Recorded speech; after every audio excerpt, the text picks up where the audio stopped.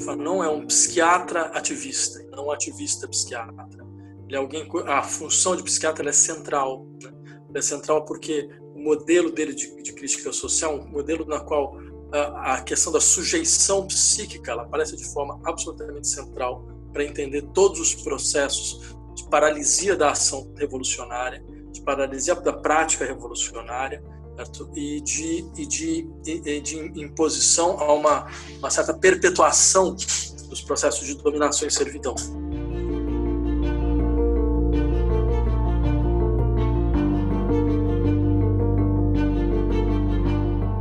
Neste episódio do podcast Matéria Bruta, convidamos o filósofo e escritor brasileiro Vladimir Safatli, organizador da coleção Explosante, que editou os escritos de Alienação e Liberdade, para conversar com a gente sobre Frantz Fanon. Fanon foi um psiquiatra e filósofo político, natural da colônia francesa da Martinica, que dedicou-se a entender a relação entre colonialismo, raça e psiquiatria. Safatli nos ajuda a entender esses pilares do pensamento de Fanon e as razões pelas quais houve pouco apelo comercial às suas obras até hoje.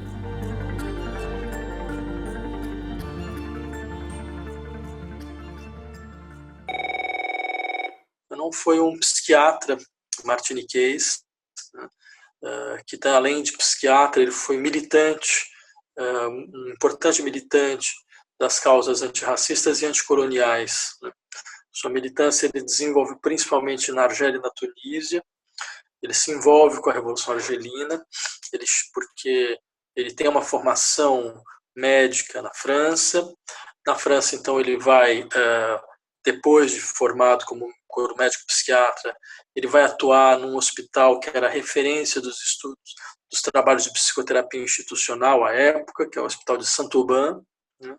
Ele vai trabalhar também com um psiquiatra catalão, que é um dos grandes nomes da psicoterapia institucional, de todas as ou seja, a crítica das formas de autoridade no interior do poder psiquiátrico do discurso médico, que é o François Tosquelles, né? E depois disso ele vai para a Argélia, ele vai ser médico-chefe do Hospital de Blida, Joinville, né? Até o momento em que ele abandona, né, o posto, e numa carta bastante impressionante que ele enviou ao governador-geral da Argélia, que então era uma colônia francesa, em suma dizendo, bem, enquanto médico, em uma situação colonial, eu sou uma peça do colonialismo, né? E o colonialismo ele é um fator de sofrimento psíquico, não só de sofrimento social. Então eu não posso curar as pessoas nessa posição, né? Ele é muito consequente com as suas posições, bem, ele acaba sendo expulso da Argélia, vai à Tunísia, ele se envolve então com o movimento argelino de libertação nacional, e só que ele morre muito cedo, morre com menos de 40 anos, né? Então todo esse trabalho ele é cortado um pouco no seu auge, assim.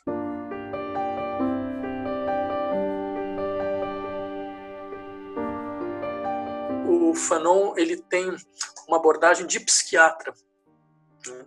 Ele tem uma abordagem de análise de sofrimento psíquico, né? Uma articulação extremamente original e profunda entre alienação mental e alienação social, né?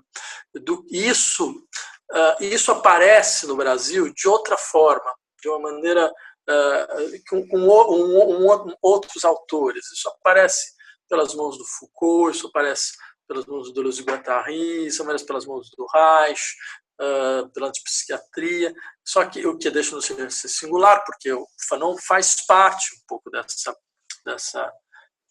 desse horizonte, né? Só que ele traz um tipo de reflexão que é a raça como prisão psíquica, um processo de aprisionamento psíquico, né? Aprisionamento psíquico por todos os lados, né? As raças que são oprimidas, as raças que oprimem, né? Então ele tem esse tipo de articulação que eu acho que em larga medida ela estava ausente mesmo do horizonte de reflexão do Brasil, né? Então isso por um lado, né? Por outro lado, os trabalhos deles de críticas do pensamento colonial, eles foram lidos, se inserem muito dentro da tradição marxista, né? E é sempre bom lembrar, Fanon é um marxista no sentido mais forte do termo, né? É alguém que quem o processo de sofrimento social e psíquico está ligado com todos os dispositivos que são, à sua maneira, consolidados dentro das sociedades capitalistas, né? E é uma crítica muito, muito forte nesse sentido. Não é só o problema da libertação nacional, né, que aparece nas reflexões, por exemplo, da Guerra da Argélia, não. É a crítica do sistema capitalista no sentido muito, muito estrito, muito forte do termo, né? Então, acho que tudo isso deixou ele um pouco de lado e ele volta. Talvez isso tenha uma outra explicação. Ele volta também porque, na verdade, por mais que ele esteja ligado ao horizonte do pensamento francês, quem lê Fanon mesmo é o pensamento anglo-saxão. Quem começa por trabalhar de verdade é o pensamento anglo-saxão. O pensamento francês teve uma primeira recepção, acho que muito graças ao Sartre, que vai prefaciar livros do Fanon, que reconhece no Fanon uma genialidade de pensamento e de ação absolutamente indescritível, né? Só que depois desse primeiro momento, isso some na França. Bem, por questões, a gente pode lembrar a dificuldade francesa estrutural de pensar problemas ligados à colonialidade, né? Isso, os seus filósofos, são raros aqueles que realmente levam essa questão da maneira como ela deve ser levada. Então, acho que com a guinada pós-colonial, né, das universidades norte-americanas e tal, aí o Fanon volta. Só que o Fanon volta. É toda uma discussão. O Fanon não é um pensamento pós-colonial, o Fanon é um pensamento marxista, né? Então, isso some um pouco quando se coloca dentro dessa grelha. Então, eu acho que o Brasil, como tem uma tradição forte nesse sentido, pode fornecer um tipo de leitura muito interessante, talvez muito mais adequada, né?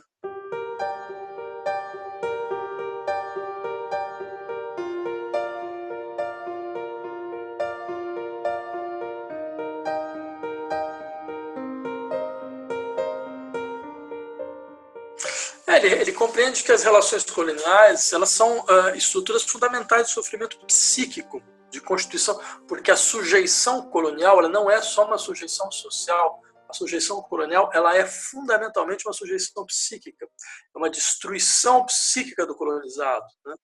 Ele dá exemplos muito, muito, muito interessantes no sentido, por exemplo, ele vai falar, veja que coisa singular, quando a gente fala do complexo de Édipo nas sociedades ocidentais, né?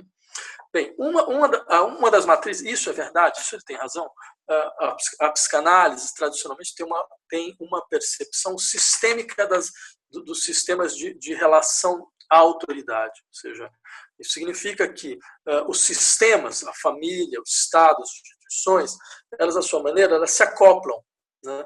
Isso permite, por exemplo, as projeções fantasmáticas de conflitos no núcleo familiar na relação ao Estado, por exemplo. Freud descreve isso em Psicologia das Massas e Análise do Eu, ou seja, é um topos importante. O Reich, na Psicologia das Massas do Fascismo, e todo como a família autoritária é um elemento fundamental na constituição do fascismo, porque tem essa espécie de reflexão sistêmica das relações de autoridade. E levando isso em conta, Fanon, por exemplo, alguém que vai lembrar assim, mas veja que coisa interessante. Quando você, dentro de uma família branca, assim, uma família europeia, né, quer dizer, a contraposição ao pai é a contraposição a um tipo de autoridade que é sustentada por outras autoridades. Por exemplo, que é sustentada pela autoridade do Estado. Então, os problemas de socialização nesse primeiro nível vão intervir nos outros níveis. Você tem uma certa relação de continuidade. O que ele lembra, bem, mas uma família colonizada, essa relação não se dá dessa forma. Porque o Estado é o Estado colonial, a família não, né? Então, faz parte do Estado colonial quebrar a autoridade do núcleo familiar e não sustentá-la. Então, você tem um outro tipo de agenciamento de conflito, com outros tipos de consequências no processo de violência e de sujeição psíquica, né? Isso é só um exemplo, né, para mostrar como essa tópica colonial ela pode orientar de forma muito mais rica a compreensão da complexidade dos sistemas de socialização e de individuação certo? Em países que estão submetidos a esses processos de opressão, né?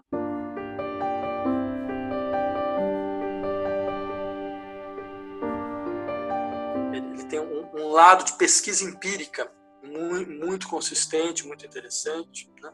Por um lado, há trabalhos sobre o uso de terapia do sono, o uso de eletrochoque, que na época ainda era pensado como relevante, também são peças importantes, e há também essa sensibilidade, que é muito dele, né? Que é, afinal de contas, o que significa, sabe, você lidar com uma complexidade cultural vinda, entre outras coisas, de uma situação de opressão colonial. Então, sabe o que é? Você está dentro do hospital psiquiátrico, você está num país onde a língua é árabe, todo mundo vai falar francês, né? E quer dizer que, em última instância, quer dizer, mesmo na relação ao médico, você lembra que você está em sua relação de sujeição, né? Imaginar que isso, da sua forma, não fortalece um tipo de experiência de alienação que vai ter consequências psíquicas, né? Quer dizer, então, que seria importante a sua maneira lidar não só com as singularidades da inserção do sujeito nas suas territorialidades, mas também com a dimensão de revolta que a doença mental ela expressa, né? Ou seja, a doença mental, entre outras coisas, é uma decisão de não participação, seja nas formas do desejo, seja nas formas da linguagem, seja nas formas do trabalho, né? Então, alguém como o Fanon percebe essa não participação, ela tem uma dimensão ativa, ela tem essa revolta, ela deve ser ouvida e escutada, né? E mais do que isso, às vezes, em várias situações, por exemplo, quando ele abandona o cargo de médico-chefe, é como se ele dissesse, olha, a maneira mesmo de curar é saindo do hospital e indo em direção à luta social concreta. Entendeu? Tem uma dimensão que a luta psíquica, que o conflito psíquico, ele só pode se resolver na luta social concreta. Isso ele entende muito bem. E são raros raros momentos em que a psiquiatria faz essa passagem, né? Eu consigo lembrar de 2 momentos, né? que é do Fanon e do Coletivo Socialista de Pacientes em Heidelberg. Vai fazer uma coisa mais ou menos parecida no começo dos anos 70.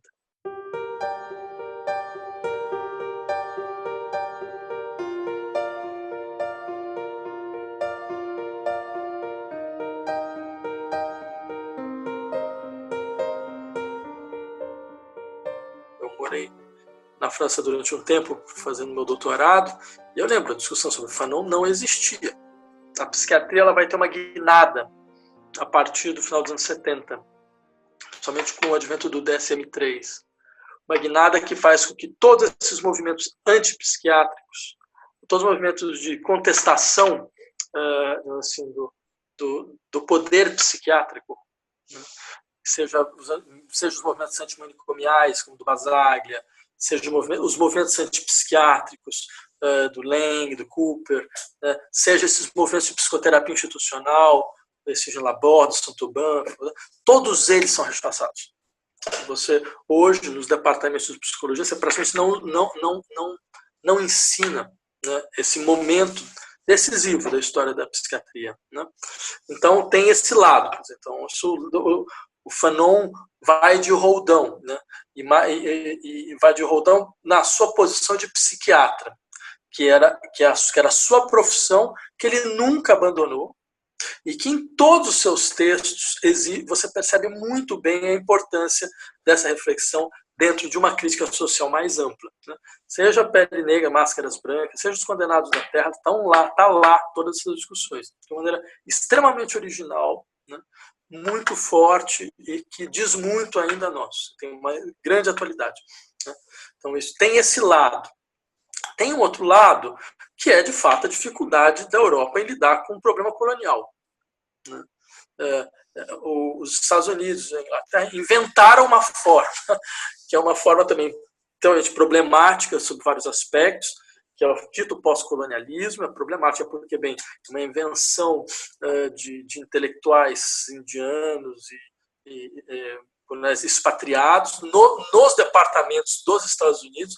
Então é uma coisa fantástica, quer dizer, o país colonial por excelência, o país imperial por excelência, cria não só o pensamento imperial, como também o que seria o seu oposto. Então você pode já imaginar que há algum tipo de problema. E o problema é todas as tradições efetivas dos países ditos periféricos, elas aparecem. Você tem um modelo de que você impõe para todo mundo. Os problemas são... É impressionante essa imposição. Até os termos são iguais. Até os termos são todos em inglês, que as pessoas começam a utilizar. É como se não tivesse nenhuma tradição de pensamento crítico nesse país, que deveria ser realmente recuperada e respeitada. Tem todo esse problema, né? Tudo bem, mas... Então, só para dizer, bem, a Europa tem essa questão de ela ter uma dificuldade enorme de pensar seriamente essa questão, esse problema, né? Por exemplo, o Foucault, quando vai discutir as estruturas da biopolítica, você não encontra reflexão sobre o colonialismo. Você encontra 2 ou 3 páginas muito genéricas sobre o colonialismo, sendo que a experiência colonial é o espaço de consolidação, de constituição e de prova dos elementos fundamentais da administração dos corpos, das vidas e das mortes também. Então, daí veio também como uma espécie de desdobramento, a discussão sobre a necropolítica, né, para lembrar um pouco disso, né? Então, eu diria que tem esses 2 problemas. E também tem um terceiro problema, o Fanon morre cedo, né? Se eu não me engano, acho que ele morre com 36 anos, né? Então assim, ele some um pouco de cena, bem, o que por exemplo, para um país como a França, que tem um problema com o colonialismo que é estrutural, né, isso vem um pouco a calhar, digamos assim. Né, isso vem um pouco a calhar.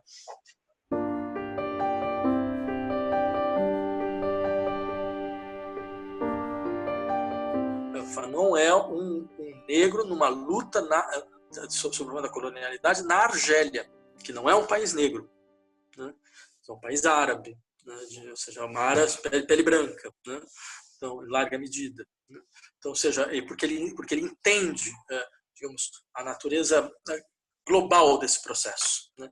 E que é uma luta global que deve ser feita, né? E daí vem o seu horizonte marxista, assim como o seu horizonte marxista vem da luta por uma humanidade por vir, da luta por uma universalidade por vir.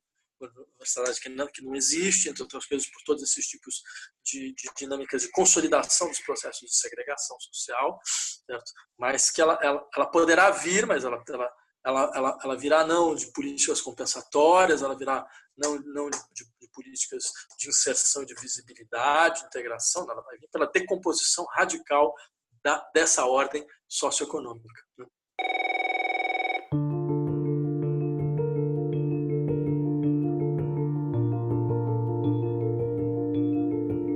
E você, já conhecia os feitos e motivações de Fanon? O que mais gostou de conhecer? Comenta com a gente nas redes. O Matéria Bruta é o podcast do canal Curta dedicado às artes e à filosofia. Entrevista por Yara Morim, edição de Juliana Zalfa, voz de Flávia Mano e assessoria de Francis Carnaúba. Até o próximo episódio.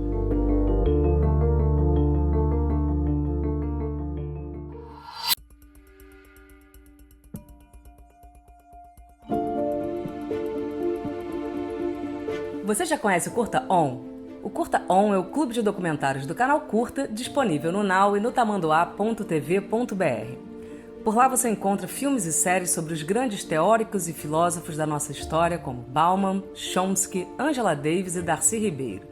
Conheça, aprenda e se inspire quando e onde quiser.